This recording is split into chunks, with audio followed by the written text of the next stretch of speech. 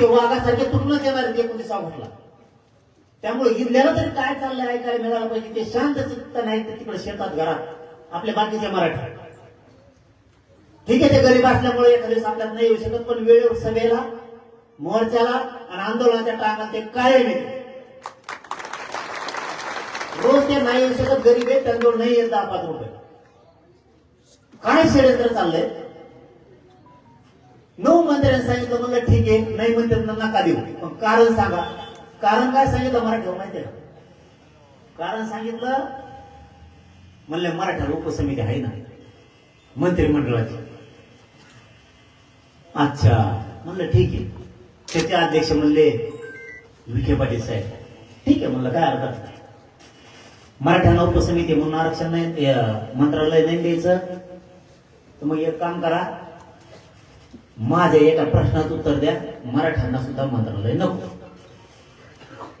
ओबीसीला राज्य मंत्रिमंडळाच्या उपसमिती आहे का नाही? त्याचे अध्यक्ष बावनकुळे साहेब, मंत्रिमंडळाच्या उपसमितीचे अध्यक्ष बावनकुळे साहेब. मग ओबीसीला मंत्रालयाची काय गरज? त्याचा मंत्री आपण सावे.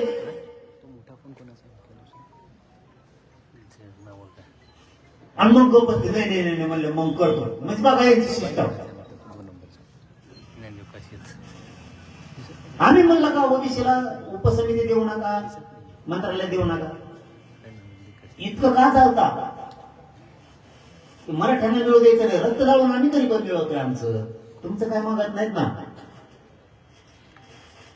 इतकी वाईट प्रक्रिया चालवली यांनी. त्यांना वाटतं थोडंफार गोड बोललं म्हणजे जमन, थोडंफार नादी लावलं की जमन. ते जमूच शकत नाही, कारण मला ना पाहिजे तुमच्याकडून काम, ना मला पाहिजे तुमच्याकडून पद. मला काय जी द्यायचं या जीवनात ते पुरं मराठ्यांनाच द्यायचं.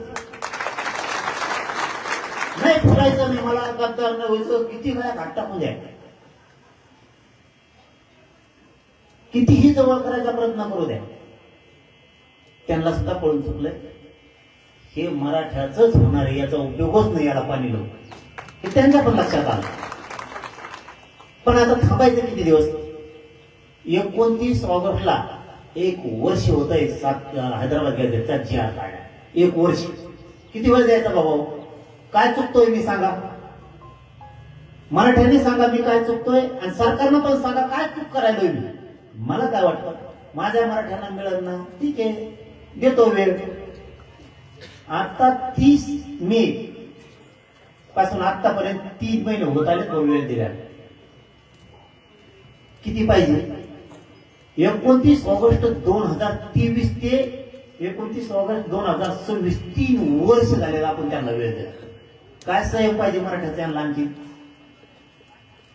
का बरबाद करायचं नेमकं मराठ्यांना?